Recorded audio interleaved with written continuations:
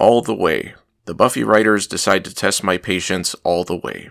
It is Halloween, and we open in the magic shop, and it is packed because it's Halloween. And I guess that kind of makes sense, but is it organic, or did they have to do some special marketing? Well, I was distracted by the kid that Xander was talking to, who is a terrible actor and way too old for his dialogue. You're not a real pirate. Real pirates live on boats and don't look stupid. That kid was in so much stuff back in the day. I didn't recognize him. Because you never watched Good Things. You're so preoccupied with Osmosis Jones and whatever you're always talking about. Anya tells Dawn that she is dressed as an angel, then explains that she is one of Charlie's angels, and I thought the way she explained that was actually pretty funny. Willow is upset and berates people dressed up as Halloween witches, which probably is not good for the magic shop's business, but nobody else seems to mind. Dawn sees a mystical amulet or something and pockets it. And I was actually thinking, not that long ago, about how that subplot of her stealing things before didn't go anywhere as far as I can remember. Buffy's helping out, and she goes down into the basement and runs into Spike, who says he came through the tunnels. And I wanted more info about that, but of course we don't get it. And he says he came in to get something to put into his blood for flavoring. Made me crave some black pudding. He asks if Buffy wants to go on patrol, but she says she's busy. But when she goes back up to help, she realizes she doesn't want to, and asks Giles if she should go on patrol. And Giles is overwhelmed at the counter, and when Buffy expresses concern that something weird could happen because it's Halloween, Giles says nothing will happen, even though things happen every Halloween. And she even points it out. Then we cut to a wholesome, harmless, nice little old guy bringing home groceries. But the music tells us he's dangerous. Which music? The background music or him humming Pop Goes the Weasel? Both. He enters his house, he walks by something cooking on the stove, peeks out the window at kids walking in costumes, then chuckles to himself as he pulls out a big knife. That night, when the magic shop has closed, everyone is tired, but Anya is ecstatic about how much money they made. Willow says she should clean things up using a spell like in Fantasia, and Giles points out Willow's lack of intelligence. Xander chooses this moment to tell the gang that he and Anya are engaged, and everybody reacts in an almost concerned way, so I thought there was some reason why they knew it wasn't a good idea, but apparently they were acting weird for no reason. I didn't take it as them acting weird. I mean, if somebody says, hey, we're engaged, usually people go, oh, that's great, we're so happy for you, but instead they're all like, Giles cleans his glasses to avoid having to see Xander making out with Anya, and Buffy even points out that he does that all the time. It's called foreshadowing, when he did it before. When they get back to the house, Willow uses some magic to create decorations, which Giles clearly disapproves of, and later in the kitchen, Tara even tries to tell Willow that she's abusing magic, to which Willow makes completely insubstantial and nonsensical arguments. Yeah, this whole confrontation seemed pretty forced. Tara says, why would you use magic for something you can do naturally? But doesn't Tara use magic all the time too? Yes. I guess you could argue that Tara is concerned about Willow's resurrection spell, but Willow made like a wreath. It's not like she did something intense. Willow ends up getting upset and going to the living room, and Tara wasn't doing anything in the kitchen, so I imagined her just sitting there. Anya shows off her engagement ring, and Dawn says she's going to sleep over at a friend's house, which Buffy is reluctant to allow. Was it specifically because it was Halloween, or just because she's being overprotective? I'm not sure, but Dawn says it's only 4 blocks away, so why doesn't Buffy just go with her, or send someone else with her? And when Buffy finally relents, Dawn of course chooses to take the path down the creepiest alley, where she runs into her friend Janice, who is played by Amber Tamblyn. Who is that? Who is in Things. Oh. I don't know. I know I've seen her in Things. Oh, I thought I recognized her from Things. Yeah. And we learn that Dawn lied about going to her friend's house, and they're actually going to meet boys in the park. Seems like a needless reason to create drama. Correct. Because instead of saying, hey, I'm going to my friend's house, she could have just said, hey, I'm going to hang out with my friend. And that would have been true. On a night when everybody's out trick-or-treating, so it should be relatively safe, I would think. But I mean, it is still Sunnydale, so, I still wouldn't be outside. Yeah, I wouldn't go outside during the day on any day of the year. Dawn and Janice go to the park, where they meet up with two guys named Statutory and They decide to show how cool they are by egging houses, letting the air out of tires, and destroying mailboxes. It all took me back to the good old days of last Tuesday. When they're walking apart, the girls are talking about how the guys are cute, and the guys are talking about how the girls are sex, when they decide to hit one last house, and it's the Weasel Guy's house. Well, but see, because they say going all the way, but we don't know what that means yet. Yeah, I said sex. But that's not what they're talking about. I know, but you're supposed to think it's that. But that's not what they're actually talking about. I know, but you can't reveal it now. All right. Everybody pretend you didn't hear that part. Like and subscribe. Then, for some reason, we get a scene of Giles talking to Xander for some reason, who seems unsure of himself or his decision or something for some reason. Then we cut back to the kids outside the house. And the guy has a reputation, but Dawn wants to impress everybody, so she offers to vandalize the guy's house herself. When she picks up the jack-o'-lantern on the porch, the old guy suddenly grabs her. The others try to defend Dawn, but the weasel guy invites them inside, saying he's got something special for them. And they're stupid, so they go in. Yes, I said they stupidly go in because they're stupid. Inside his house, there's a bunch of toys, and the guy says he was a toy designer, and there was one little accident when everything was taken away. And he also keeps referring to himself as Daddy, so 10 out of 10 for creepiness. He asks for help in the kitchen, and volunteers. The girls say they want to leave, but Statutory says no, and whines a jack-in-the-box that turns out to have no head. How not ominous at all. In the kitchen, the weasel guy goes for the knife, but turns out to be a vampire and bites him. He then runs out of the kitchen, saying he stole the guy's wallet, and they all skedaddle. Amid gales of giggling. Elsewhere, Anya's gushing to everybody about how happy and lucky she is, and because we're watching Buffy the Vampire Slayer, and another character that's not Buffy is talking about how things are going well for them, Buffy immediately shifts into mope mode like a goddamn transformer because her life is so hard and she'll never find happiness. And have everything work out exactly as I dreamed. And Xander also looks uncomfortable, and he and Buffy end up walking outside, where Buffy assures him that things are going the way they're supposed to, and she leaves to go on patrol with Spike. Meanwhile, is ecstatic to find out that Dawn is not a sophomore, but a freshman. And you can put in the quote where he's like, yeah, or like whatever. Freshman. Yep. He gives her some money from the guy's wallet, saying she earned it, and Dawn tries to impress him by telling him that she steals all the time. How cool. And I thought she'd bring up that medal or coin or whatever from earlier, but she doesn't. Because she would still have it with her, right? I don't know. People who steal things, explain in the comments.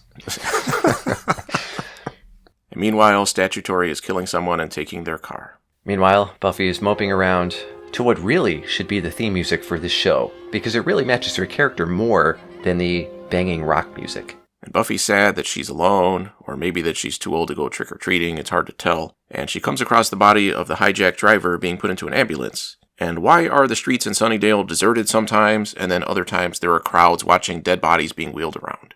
At the house, Giles answers the phone, and it's Janice's house, and they want to check in on the girls, and that's when everyone figures out that the girls were lying about their plans, so everyone goes out to look. Meanwhile, the other losers, drive out somewhere, and Dawn is left in the car with Rape, while Statutory, unseen, goes into vampire form and chases after Janice. Dawn starts getting nervous, but ends up making out with Rape, and ends up admitting that it was her first kiss, and then they make out some more, because this is an episode of Buffy the Vampire Slayer. Willow and Tara are at the Bronze, looking for Dawn, which we actually haven't seen in some time, and they have a cool giant spider over the stage, so it's definitely been improving. Tara says they should ask security to find out about Dawn, and Willow claims that will take too long, and she starts to cast a spell to shift the crowd into an alternate dimension. And I thought at first Willow was joking, but she's not. I did too. And Tara objects, and Willow says it's fine, and then says that she knows that Tara and Giles are talking behind her back about using magic too much. So naturally, she casts a spell that cancels out all sound for them except their conversation. Tara asks if she's supposed to just keep her mouth shut, to which Willow responds, "Well, that'd be a good start." And Tara storms off. Because this is an episode of Buffy the Vampire Slayer. Meanwhile, Dawn is still making out with Rape, who she doesn't know is a vampire, until she realizes that he's a vampire. Buffy has made it to Spike's crypt, where Night of the Living Dead is playing, but with the wrong audio. They're so cheap that they couldn't afford the audio for a public domain movie. and Spike informs Buffy of the Dawn situation. So they both go out to look. Giles is out searching, and he hears screaming and comes across Janice being bitten by Statutory. And he manages to put up an impressive fight. And show Statutory what it feels like to get penetrated without consent. Meanwhile, Dawn runs away from Rape, but stupidly stops to talk to him. And her hormones are on such overdrive that she's ready to let herself be bitten because she is dumb when Giles, Spike, and Buffy show up. Along with a bunch of headlights from cars that I guess just appeared there somehow. Yeah, it didn't make any noise until right now. And what a coincidence that everybody showed up at the same time. What good writing. Speaking of good writing, Dawn and Buffy have a big argument about the merits of falling in love with a vampire. Which Dawn rightly points out Buffy has done herself. More than once. Was it more than once? Well, with Spike, I don't know if it was natural at first. You think she's in love with Spike? Well, didn't they? Well, maybe there's a robot. And there was the episode where they were under a spell. The show is so complicated and deep. They all start fighting, except Buffy, who for some reason just stands there and only kills a vampire when he gets close. And Spike tells the one that he's fighting that it's against the rules to attack people on Halloween, which we've heard before, and it still has never been explained, and it's still stupid. And in the fray, Dawn ends up killing Rape. Bummer. What a weird sentence. When Buffy does finally fight some vampires, she has a much harder time than Giles did. But at one point, she pulls the kingpin and decapitates one with a car door, which was pretty cool. At the house later, Xander and Anya leave. And when they go, they leave the door wide open. Tara is still upset at Willow, and they go upstairs. And Giles talks to Dawn about the events of the night. But we don't really hear any of the conversation between Giles and Dawn, other than learning that Giles is upset, which is obvious. And that Buffy is more than happy to let Giles deal with it instead of her. Up in their room, things are very tense between Willow and Tara. Which you can tell because Tara is forcefully moving all 500 throw pillows off of the bed. Girls have a lot of pillows. I don't even know why you need so many pillows. I mean, I don't either, but girls have a lot of pillows for whatever reason. I know. I don't know why they need so many pillows. You know, I have one pillow. I stuffed it myself with the feathers from the goose that I bought with my own money. I don't need all that rich folk taffeta shit. Anyway. Willow says they should just forget their argument ever happened, and then she casts a spell so that Tara will forget their argument ever happened. All the way, overall, it's still so weird that the magic shop sells real magic things to both regular, unknowledgeable people, as well as people who actually know what they're doing. Both of these groups having access to these objects is extremely dangerous, and the fact that Giles can stand there with such a lack of self-awareness and even saying things like nothing bad will happen on Halloween, even though he's actively selling dangerous magical shit to anyone who wants it, is pretty staggering. The Anya-Xander engagement announcement was a good character push for both of them, but it was overshadowed by too many other big things going on in this episode. I think that was the biggest problem. There was no balancing act between major plot elements. Dawn's predilection for stealing has been hinted at maybe once before, but it was never really a big deal. If I'm incorrect, let me know in the comments. And that's an invitation for piranhas if I ever heard one. This character trait seems to have ramped up very quickly, as well as Tara's freaking out over Willow using magic for regular stuff. So for new reveals, we have Dawn being an intense kleptomaniac, her rape guide being a vampire, Anya and Xander announcing their engagement, and Tara being upset at Willow. And that's on top of Buffy and Spike growing closer together. That's a lot to pack into 40 minutes, and these writers cannot balance those things effectively. I thought it was really weird that we got no closure from the Dawn thing. I thought that was going to be the close of the episode, but Giles was like, I'm upset, and it was like, whoop, and it just cut away to something completely different. And we got no further movement on Dawn's stealing or that coin, metal thing. I hope that turns out to be magically important later. I thought it was going to be magically important here. Like when the vampire went after her, she would hold up the coin and it would have him burst into flame or something. And the Tara and Willow thing. Willow being super cavalier with big dangerous magic was not really in character for her even after the Buffy resurrection. The resurrection was very emotional for Willow. The stakes were very high. And she said there's no other way to do this. It was a unique situation. And having her now oscillate wildly between regular stuff like I'm going to tie my shoe and I'm going to shift everyone to a different dimension feels very forced. Her causing Tara to forget, that's character development, but it seemed like a forced path to get to that point. I did enjoy the twist that the weasel guy got killed by the vampires, but I'm not fully convinced he wasn't a creepy weirdo on his own. So maybe it was a good thing. Explain in the comments. And one of the writers, or all of them, must have been feeling really horny because there were an inordinate amount of sex jokes in this single episode, even though sex was a big part of it. I don't know. I didn't think this episode was as bad as a couple of the past ones in this season, but I didn't think it was great. I give it a C-, because it did push some things forward, even if it felt inorganic. That's true, I suppose. I did think this was the worst episode this season so far. I gave it a D+. Okay, so we're pretty close. Yeah. I thought Dawn's behavior, even though we have seen her steal before, they at least gave some kind of explanation for that before, but this coming up now doesn't make any sense. It makes her look really stupid, and yes, I know she's a teenager. I know people are going to be saying, well, she's a teenager, or like, didn't you go around vandalizing people's houses when you were a teenager? It's like, that doesn't have any bearing on this. How am I supposed to like her as a character when they're turning her into a little bitch?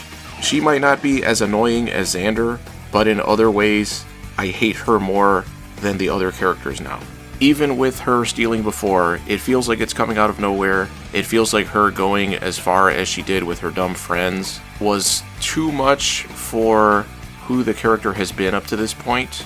And I would think it would make a lot more sense, and this is true for all of the characters, for her to talk to Buffy more. Because they just brought Buffy back from the dead, but nobody seems to talk to her. And I get that they were kind of off-put by the way she was acting and whatever, but that should be more of a reason to talk to her. So that kind of bugs me a lot. The stuff with the old man, I did not like the twist of him getting killed because it meant that we didn't know anything about him. There was all those little hints of things, but we don't know what they meant. I did think it was good casting. I thought he was a good actor for that kind of creepy part, but it didn't go anywhere. It ended up entirely being a misdirect, which I thought was really disappointing. Those vampires were not interesting. The whole thing at the end, what was the plan that all these vampires had? Why were they all converging there at the same time? They just all kind of showed up. Were they all going to feed on just the two girls? The Xander Anya stuff, I mean, at least they have moved to the next step, but Xander's reaction and everything just tells me it's going to be more lame, mopey drama. And then now that it's bleeding over to Buffy too, that's great. The Tara and Willow stuff is the only stuff that I'm really interested in this episode. And I guess maybe Giles. You can tell that Giles is getting frustrated with Buffy. That's good. It's about time. But like you're saying, the way Willow is really pushing things doesn't feel like it makes sense with the way she's acted before. Yes, she's been very irresponsible, but not the way they're portraying her now, where she's being willfully irresponsible. Before, it felt like she was just stupid. Now it feels like she's doing it on purpose. And the only way I could see, as of right now, that could get explained in a way that might be satisfying is if the spell that she used to bring Buffy back to life affected her somehow, and maybe she is under the influence of something that is trying to turn her down a different path. That could be interesting, potentially, and I am interested to see how things are going to escalate with her. And I liked how the episode ended, but it needs to make sense. And right now, it doesn't really for her character. It feels like just an arbitrary thing that they threw in to kind of add some drama. But I'm glad we didn't see the nerds, at least. I think this is one season where I won't be complaining if the main antagonists don't show up that much, assuming that that's who they are. But I didn't really enjoy anything in this episode, and I didn't think it was great. And I know the next episode is the musical episode. Oh, is that the one everyone always talks about? Yeah. So we'll see if it lives up to the hype.